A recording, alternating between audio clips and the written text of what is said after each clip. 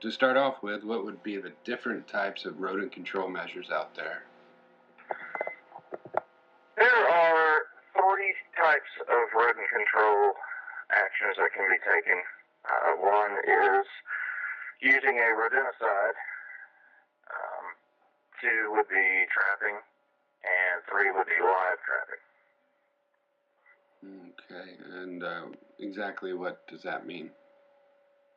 Live trapping would be in like a squirrel trap, and you put the bait in there, and he goes in there and sets it, and it closes on him, and you can take him and release him somewhere else. Snap traps are, you put the bait in the middle of it, he comes along to eat the bait, and it sets the trap and eliminates it. And the other is the rodenticide he eats, and depending on what kind of rodenticide you're using, a day, 2 days, could be 3 days. A person who's trying to, like yourself, trying to put the bait out for rats or mice to accumulate or to digest. Where do you put it? I mean, I'm guessing you don't put it out in the open where, say, a family's pet would be able to get a hold of it. So. Absolutely not. They're placed in a tamper-proof rodent station that we have a key to unlock and open it and replace the bait when needed. Okay, sounds good. What other wintertime pests do you deal with mostly? Well, coming on in the fall, stink bugs become a problem, as do smoky brown cockroaches and American cockroaches, and see a lot more house centipedes when the fall comes on. They're things that look for a place to harbor over the winter, so that's when people see them the most because they're trying to get in the house.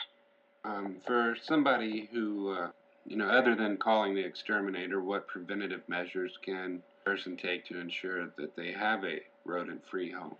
You need to go around and check all the openings, anywhere that a pipe accesses the crawl space. There's usually the hole is drilled out bigger than the pipe is, so you need to make sure that those holes are sealed correctly. Make sure all the trees and shrubbery are trimmed off the house, so nothing can go directly onto the roof and get in. Window sills and doors, the caulking, make sure your caulking is in good condition and keeping things out. I'm guessing since you deal with a lot of poisons, you have a lot of EPA regulations? Yes. Can you tell us a little bit about that? Everything that we use is licensed. We have a license to use them through the state. The Department of Agriculture regulates everything that we do, to the point of where we put things, how much we put out, the dilution percentage on liquid pesticides. There is you have to go by the label. The saying in the industry is the label is the law. So if the label says that a 1 ounce mixed with 1 gallon of water is 0.06%. So you have to stick with that 0.06%, and it can decrease from that depending on what you're dealing with. If you're doing regular maintenance that does not have an issue, you can go lower. If you have something that you need to do to clean out and clean a lot of insects out of the home, you can go up to 0.06%. Rodenticides, it's in all the rodent stations, there's a little card that gives the description of the rodenticide, what the percentage of the active ingredient is, the EPA regulation numbers. It's all very regulated, and the state watches very closely as to how things are put out. That's probably a good thing. Oh, absolutely. And because of that, I'm guessing that as a pest control expert, you were given the authority to use certain poisons that the general public may not have access to. Is that correct? That's correct. Okay. Because we have been trained to use them in appropriate manners and safe ways. We have to go to class and keep up our credit hours every 2 years. We have to renew our license, and you have to have so many accredited hours towards your license to renew. So that gives you a chance to stay up on changes in the industry and different products, and keeps everybody in the loop. Okay, so that would be I guess that's one reason why someone would call you instead of choosing to do it on their own. Correct. The product is only part of the treatment.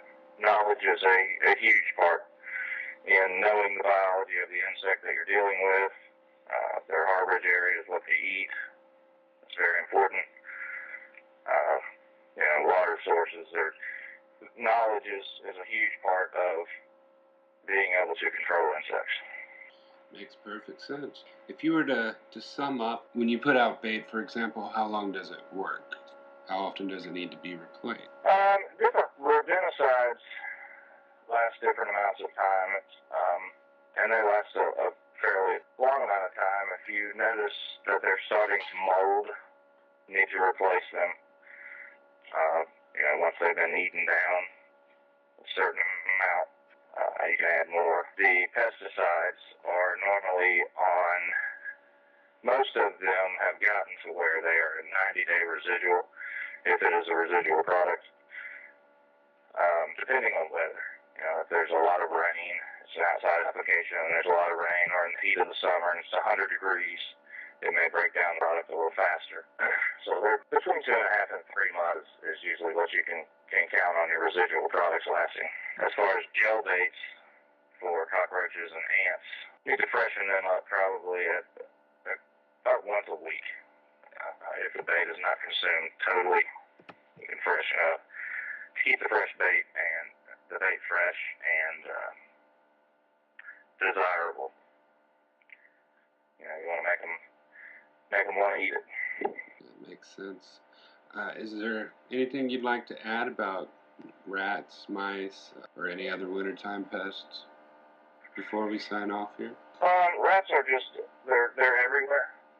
People have a misconception of, if they have rats or there's a rat in the house, then they just can't understand why. Well, rats and mice are all around us, and they're just looking for a place to harbor over the winter, and that's when we come in contact with them.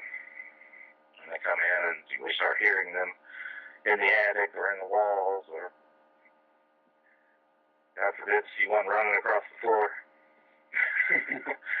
That's something that people really don't want to see, is a rat or a mouse in their house. So, doing the things that I mentioned earlier, as far as keeping the trees trimmed back, and any openings coming into the house, make sure that they're sealed up. You want to make it as hard as you can for them to get in.